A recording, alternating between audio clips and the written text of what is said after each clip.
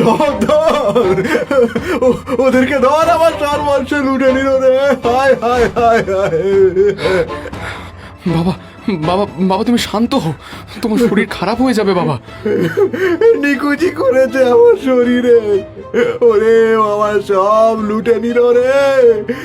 তুই বলছিস শান্ত থাকতে? উফ বাবা, আমি তো বলছি তুমি এত উত্তেজিত হও না। ও বেশি দূর যেতে পারবে না। মোড়ের মাথায় আমাদের লাঠিয়ালরা রয়েছে, ওরা ওদেরকে ধরে নেবে। তুই সত্যি কথা বলছিস খোকা? ওই ওই ওই দুর্ধর্ষ ডাকাত দলকে আটকাতে পারবে ওরা? হ্যাঁ, ওরা যে খুব ভয়ানক ডাকাত দল রে। বাবা বাবা, ও নিশ্চয়ই পারবে বাবা। মোড়ের মাথায় 20 জন লাঠিয়াল রয়েছে, এতক্ষণ ওরা নিশ্চয়ই ওই ওই ওই বজ্জাতগুলোকে ধরে ফেলেছে। শিগগির চল, শিগগির চল। ডাকাতির খবর কানে যাওয়া মাত্রই মোড়ে মোতায়েন করা লাঠিয়ালের দল ততক্ষণে সামনের পথ বড় বড় মজবুত বাঁশ দিয়ে ঘিরে ফেলল। ডাকাতকে যদি যেতে হয় তবে সেই পথ দিয়েই যেতে হবে। একজন লাঠিয়াল উত্তেজিত হয়ে বলল, এবার ওই ডাকাত দল আমাদের হাতেই ধরা পড়বে, কারণ এই উঁচু বাঁশের বেড়াজাল ডিঙিয়ে যাওয়া ওর জন্য অসম্ভব।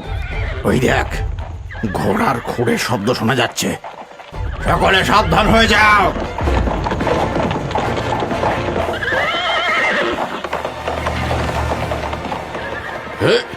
এ কি, এটা কি হচ্ছে?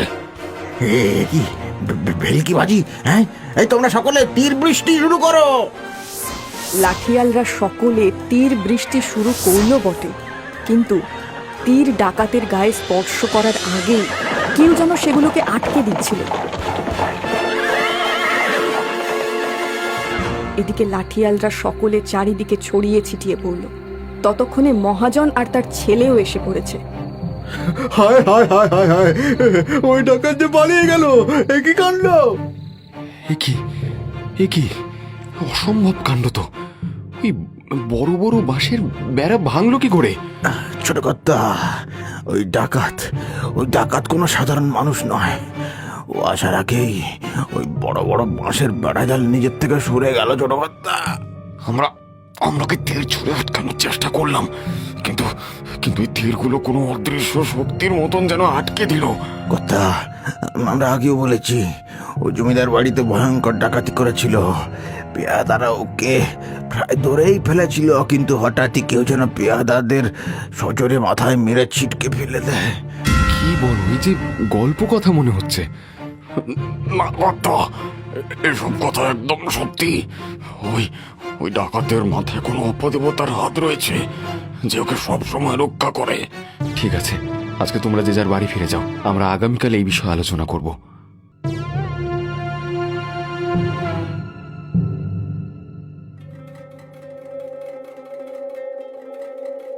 ওই ডাকাতের জন্য আমার সর্বস্ব শেষ হয়ে গেল। আমার এতদিনের পরিশ্রম সব বৃথা হয়ে গেল। কি করব বাবা, আমরা তো চেষ্টা করেছিলাম, কিন্তু সবটাই বিফল হয়ে গেল। এ তো কোনো নতুন কথা নয় পরিমল। ও ডাকাতের দলের অত্যাচারে গ্রামের সকলে অতিষ্ঠ হয়ে উঠেছে, কিন্তু কেউ ওকে ধরতেই পারছে না। আমার লাঠিয়ালরা বলছিল তার কাছে নাকি বিশেষ কিছু শক্তি রয়েছে। তোমাদের কি সেই অনুমান? অনুমান নয়, এটাই বাস্তব। ওই ডাকাত একের পর এক মানুষের সর্বনাশ করে চলেছে, আর কোনো অপদেবতা ওই ডাকাত সর্দারকে প্রতি পদক্ষেপে আগলে রেখে চলেছে। আচ্ছা, ওই ডাকাত সর্দারের বাড়ি কোথাও কেউ জানো, বা ওর বাড়িতে কেউ আছে কিনা? জানি পরিমল, ওর মা জীবিত আছেন, কিন্তু তিনি ছেলের বিষয়ে কিছুই জানেন না। সেটা না হয় সেখানে গিয়ে খোঁজ করা যাবে। আচ্ছা চলো তোর বাড়ি গিয়ে দেখি, যদি ওর সম্পর্কে কোনো সূত্র পাওয়া যায়।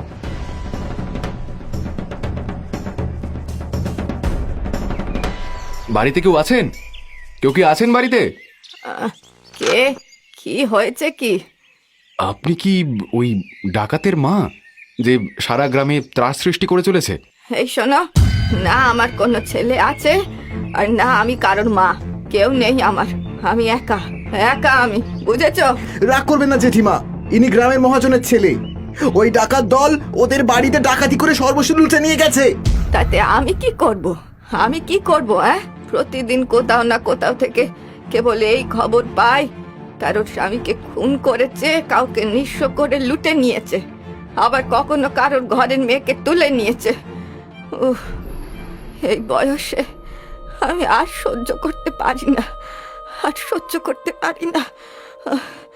ক্ষমা করবেন জেঠিমা, আমরা এখানে আপনাকে আঘাত করতে আসিনি, এসেছি ওই ডাকাত মানে আপনার ছেলের বিষয়ে জানতে।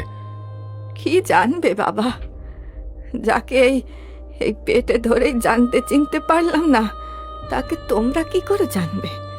আমরা সব বুঝতে পারছি, তবুও যদি দয়া করে ওর বিষয়ে কিছু বলেন, ওকে খুঁজতে বা ধরতে আমাদের সুবিধা হবে। যাকে আজকে দুর্ধর্ষ ডাকাত বলে জানে লোকে, তার আসল নাম ছিল রতন। রতনের বিষয়ে জানতে গেলে তোমাদের ফিরে যেতে হবে 30 বছর আগে। তখন রতনের বাবার সাথে আমার বিয়ে হয়নি। রতনের বাবা কাঠের খোঁজে এদিক সেদিক ঘুরে বেড়াতো। একদিন হলো কি, শরীর আর দিচ্ছে না। সে কোন সকাল থেকে ভালো গাছের কাঠের খোঁজ করছে, এবার চোখে মুখে অন্ধকার দেখছি। না না না, এই গাছের তলায় বসে উঠলি করে আনা চিড়ে জলটা খেয়ে নি। এতক্ষণে শরীরটা যেন একটু সতেজ লাগছে। সত্যি এই গাছের তলায় যেন অদ্ভুত একটা শান্তি রয়েছে। কি মিষ্টি বাতাস, কিন্তু গাছের নিচটা কেমন পাতায় ভরে রয়েছে। আহা, এই গাছটা আমায় এত স্বস্তি দিল, আমি বরং গাছের নিচটা ভালো করে পরিষ্কার করে দিই। বাহ, এই তো এবার দিব্যি লাগছে। কাল থেকে আমি বরং এই জঙ্গলে এসে কাঠ কাটবো, আর এই গাছতলায় বসেই জিরিয়ে নেব। এরপর থেকে রতনের বাবা প্রতিদিন ওই জঙ্গলে গিয়ে কাঠ কাটতে শুরু করলো। কাঠ কেটে ক্লান্ত হয়ে ওই গাছতলাতেই জিরিয়ে নিত। অভ্যেসবশত প্রতিদিন ও গাছতলা ও পরিষ্কার করে দিত। সেদিন শ্রান্ত হয়ে উনি গাছতলায় বসে পড়লেন। সকাল থেকে মাথার ঘাম পায়ে ফেলে কাঠ কাটলাম বটে, কিন্তু কাঠ কিনবে কে? খদ্দেরা তো আগেই মানা করে দিয়েছে। এদিকে ঘরে একটা দানা নেই, আজ বোধহয় উপসই করতে হবে।